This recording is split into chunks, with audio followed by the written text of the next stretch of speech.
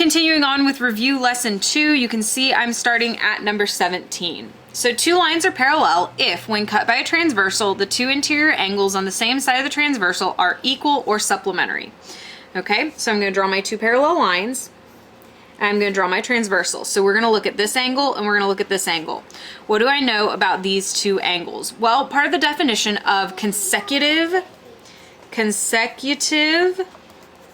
interior angles is that they are supplementary.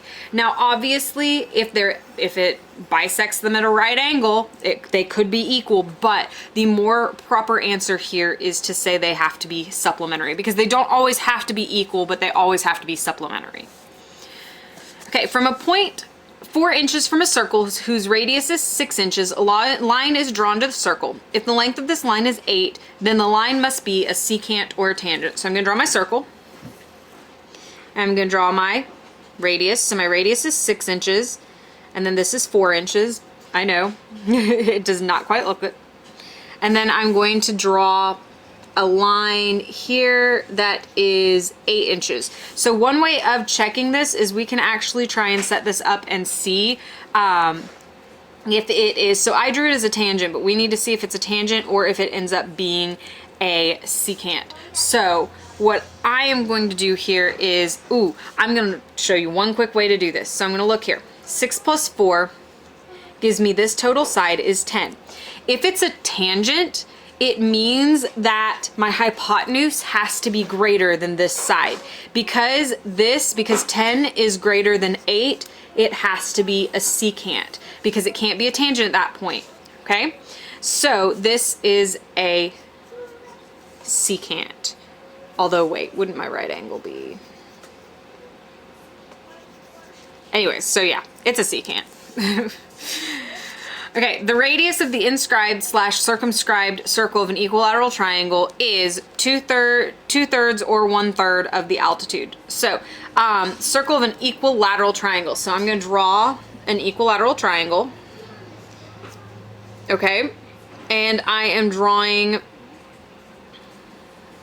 let me see, there's the center of my equilateral triangle.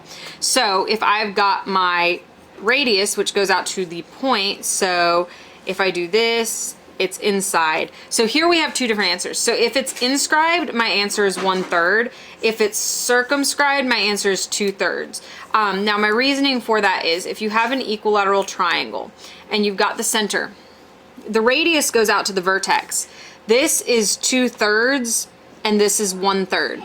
Well, if I'm inscribing it, I'm going to perpendicular to the side. Okay, so do you see this here? If it's the same as the first problem I did yesterday, where it's got the two different answers. So I circled one set and I underlined the other. Okay, in a given circle, the chord of an arc of 60 degrees is added to the chord of an arc of 45 degrees.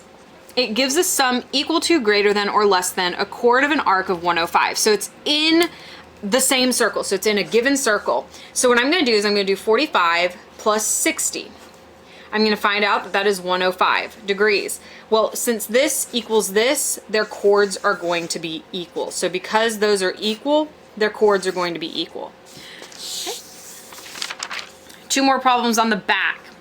An interior angle of any regular polygon is bisected by a diagonal, radius, or apothem. I'm starting to speak in animals here, drawn to its vertex. So I'm going to draw an attempt at a regular polygon. Very, very poor attempt.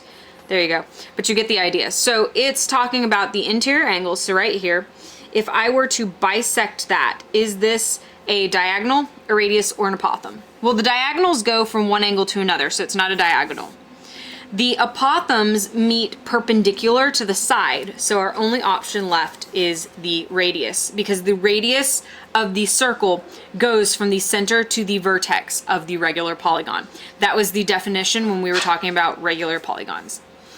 And then finally, in the triangle ABC, angle A is obtuse, according as a squared is equal to, less than, or greater than b squared plus c squared. So what I'm going to do is I'm actually going to look back at, so yesterday we had these three little things. So I have a squared plus b squared equals c squared.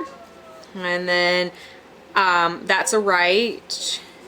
So I need to make it to where a squared is obtuse. So I'm going to treat a squared as my c squared for right now. So to be obtuse, a squared has to be greater than b squared plus c squared. So all I did was use my triangle formulas. So I took that, and in this case, it just made it to where a is the hypotenuse according to them. So that's what we're going to go based off of.